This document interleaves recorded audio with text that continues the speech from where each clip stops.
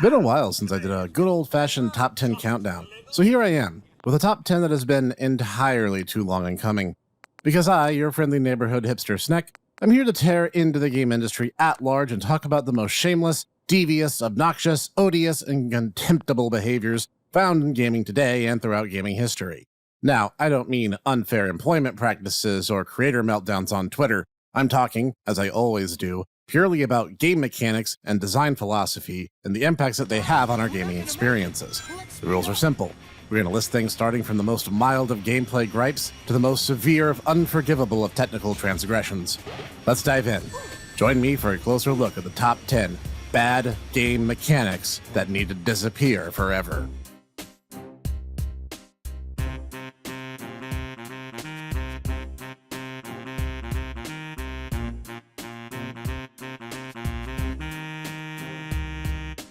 Number 10. Unskippable and wallow text tutorials. Quick, what's the fastest way to break game flow in a game where you literally just push start? Well, I mean, other than the day one patch, but I'll get to that later. But you have your controller in your hands, or no hands in my case, and you're getting ready to leap headfirst into the fray and immediately have all that momentum sucked away by a 5-paragraph MLA formatted essay telling you the importance of moving the left stick in order to walk around. And not only is it huge and slow, it's not even terribly helpful. There's no method by which to skip it either. Worse still, games that you have already played, and maybe you're even playing a New Game Plus mode, and you still can't skip the enormous unskippable tutorial. Why would you do that, game devs? Do you hate us? Do you believe that your game in particular is the very first we're playing in all our lives? Is this just an extension of the Dunning-Kruger effect spilling over into game design? Or am I attributing to malice what's really stupidity? Simply put, a lot of things translate well between games, and some people want to intuit the controls more directly. In fact, a well-designed tutorial shouldn't be even seen as a tutorial at all. The game's design should logically guide players along the world's design. The only time excessively wordy tutorials are necessary would be in a game as complex as, say, Dwarf Fortress, where you always have a million options available at all times. Otherwise, your game should teach the player how to play in the game's overall design, not in some kind of technical document. Number 9. Unclear dialogue direction. This is becoming more pressing as narrative-heavy and open-ended choices become more commonplace as gameplay mechanics. So imagine the following. You guide your character into a situation when suddenly you're in a Mexican standoff with two enemies. Everyone has their weapons drawn, and you just know that everything hinges on the next thing that you say. The camera zooms in on your character and you're given some options. It gives you the options to go in guns blazing as option A. Well, that's not very good, is it? Option B is to say, hello, and option C is to greet them. Not wanting to rush into a battle where you could easily provoke these enemies standing against you, you opt for option B, hoping to start dialogue.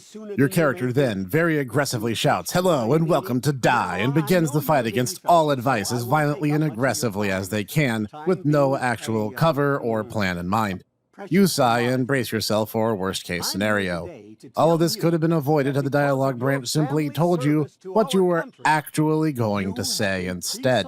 But a lot of these choices are either abbreviated too far, or placed in context the player had no means of fully understanding until it was all too late. This is disingenuous at best. Either make the dialogue precisely what it is the character is going to say, or give us a better idea of the results of choosing those certain choices. It's really not that hard. Number 8. Bad XP curves and forced grinding. Hey, you know what every single player's favorite moment in Earthbound Worgen Skygus is? Trying to get the S-word of kings in the Stonehenge base. Oh yeah, nothing quite like fighting the same uncommon enemy over and over again, for a sub 1% chance of the only weapon worth giving to the fourth party member, am I right? Or how about that time you had to fight the Golden Rathian for the 11th time in a row because Desire Sensor made it a point to not let you get the Wrath Mantle you need? Or even better, grinding for days on end in the first Dragon Quest game just to get the first sword in the game. Yeah, this is all really bad design. Grinding in RPGs is the ability to have a GM who never gets tired of you trying to power up and prepare yourself for the next leg of the game. But somehow, some game devs have just made grinding itself the core gameplay loop. That's called grindcore RPG, or really bad game for short. Compare to well-designed and well-balanced games like Chrono Trigger or Final Fantasy VI, provided you aren't running from every single enemy encounter, I seriously doubt the idea of grinding would ever cross most players' minds, because the overall pace of the game and the overall pace of your growth are roughly where they ought to be. Personally, I usually make it a point to grind in RPGs a bit more than average, and I like that because it gives me some buffer space between me and possible defeat. But some games take this way too far, creating artificial, unearned gameplay hours to pad out the game's runtime, and that's no good. Number 7. Railroading and Hobson's choices. For definition's sake, a Hobson's choice is when you're given the illusion of choice, where anything other than the intended pick is so undesirable that there really is no choice at all. Imagine an RPG where a boss will just destroy you unless you use one particular character out of the roster because they're the creator's favorite. This sort of thing has happened to me, yes. And that's a Hobson's choice in a nutshell. You're not in control, but given the illusion that you quote-unquote get to pick.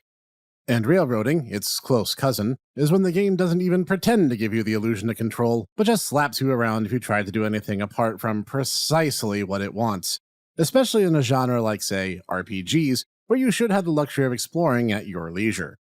My trying to leave the first gym town in Pokemon White but not being allowed to is a form of railroading, not being allowed to get other choices until the game allows me to do so. So in a way, it can also appear like the illusion of choice, which will only frustrate players. It's just bad design, because in a well-designed game, it will either embrace or mask its own linearity in a way that will make the game enjoyable to most players. Number 6. Forced multiplayer. For this one to make sense, I should qualify as I mean forced multiplayer in what is essentially a single-player experience, and this is getting more common as time goes by. A recent and rather strange example was Monster Hunter World prior to a particular patch. Ditaku and I started up a game and were baffled as to how randos were joining into our hunting hub and going out on quests from it. It felt very invasive, and that's precisely how this kind of thing feels, invasive. When I want to play online, I'll certainly go online, but when I want my immersive single-player experience, I want it to truly be that, a single-player experience. This forced multiplayer stems from game devs using multiplayer modes as a crutch for overall game designs and game length, hoping to add hours to playtime without putting in the work of actually designing an elegant single-player campaign or game modes. It's lazy, it's slapdash, and it's totally unwelcome. Do not invade my single-player space with your multiplayer nonsense. Number 5. Stamina and time. Allow me to define my terms once again here. By stamina, I mean a bar that limits how much I'm allowed to play the game, not how far Link can dash before he has to stop to catch his breath. Do you know why so many mobile games rely on this absolutely idiotic gameplay gimmick? It's a psychological trick specifically designed to try to force you to treat the game like a habit rather than a game. By making you play it in small bursts a little each day instead of letting you marathon it and take a big ol' bite out of the gameplay experience, they're hoping to trick you into getting yourself hooked on the game. The way this pitfall works is with things like daily login rewards and rotating gacha banners with promises of free spins in their in-game slot machines. But then you have to wait for a certain amount of time until your stamina points restore, so you wait long spans of time between playing again. So you check the game and play for short bursts each day until the game is habitual rather than something you're actually playing because you actively like the gameplay. It's shady, it's disingenuous, and that doesn't work on me. It just irritates me. To quote my buddy Ditaku, it makes something like Fate Grand Order feel more like a coke habit than a silly game of anime waifus shooting beams at each other. Number 4. Unchangeable controls and options. I've mentioned this before in some of my reviews of the past, but it merits repeating. The single most important thing about a game is having the ability to play it. And there's nothing quite like about a muscle memory to destroy a game's playability but good. For an example of this, I owned Kirby Superstar on my Super Nintendo as a kid, and I played it a lot. A lot. Up and away the most time I've ever poured into a single Kirby game, bar none. And in that game, the Y button was attack, and B was jump. Simple as that. Then, years later, the game got an updated re-release on the Nintendo DS, and I got it, and I could barely play it because they made A, jump, and B, attack. And it felt so alien and weird and wrong, and of course, there was no way to change this. So that wasn't fun. And infinitely worse are games that are soft-locked behind asinine, unique hardware gimmicks. Want to play Ivy the Kiwi again? Too bad. That's impossible now, because the controls are tied to one controller that's long since become antiquated. Want to play Mario and Luigi Bowser's Inside Story? Hope you still have a 3DS because I'll never be able to put it on anything else. Boktai? Ancient history courtesy of the Solar Sensor. These gimmicks killed these games, or at the very least, put a very hard lifespan on them. And if they haven't hit the wall yet, they will soon. Things like this limit access to the games, but aren't unique in that respect. Another thing that needs to become standardized yesterday is the inclusion of subtitles. It's a small ask, 1-inch high lettering at the bottom, so I can make sure I'm hearing the conversation properly when the voice actors are working their trade. And likewise, other accessibility options like colorblind mode for people who suffer those conditions. These need to become industry standard now rather than later. Number 3. Allowing unfinished games. Whether the game was just deliberately unfinished or rushed to market, or even if the DLC is on the disc, there is little in the industry as predatory as this set of complaints. While I understand we do live in the era of the day one patch, and that can sometimes be a good thing, that does not excuse situations where entire games have been downloaded in this fashion. Yes, that's a real thing. And situations like Marvel vs. Capcom 3 and its on-disc DLC. These behaviors from devs show that they do not respect or care for their fans and view them only as pay cows to be milked endlessly in these underhanded, conniving, and yes, I'll say it, evil ways. This also includes servers being killed off, rendering otherwise playable games uncompletable. Whether it's a Fallout 76 or a Sonic 2006 or a Tony Hawk Pro Skater 5, these should be absolute deal breakers, and these games should never be purchased. Those that are should be refunded, and the responsible parties never trusted again. Number 2. Always online/games as a service. Wow, nothing like putting your game on life support before it's even hit the market. But this is all too commonplace nowadays, and it's infuriating. I've always had a strong preference for physical media, but the unceasing greed of some of those megacorps really make me double down. I actually did a Snek talk on this way back in the day, but the point still stands. What good is owning a license for a copy of a game if the platform can just yank it out at any time? Like how Konami bricked PS4s worldwide by forcefully taking Silent Hill's PT down off the market, despite its booming popularity. Hold on to your physical media, folks, because I get the feeling this fight's going to have to get worse before it gets better. But until then, always be aware that any always online game eventually comes offline, and that will be the end. Games as service is just theft. Number 1. Money. Under no circumstances should money be a game mechanic. And yet, it has been, from the very beginning. Don't believe me? You mean to say you've never once fed a quarter into an arcade machine or gotten a one-up mushroom? It's the same idea.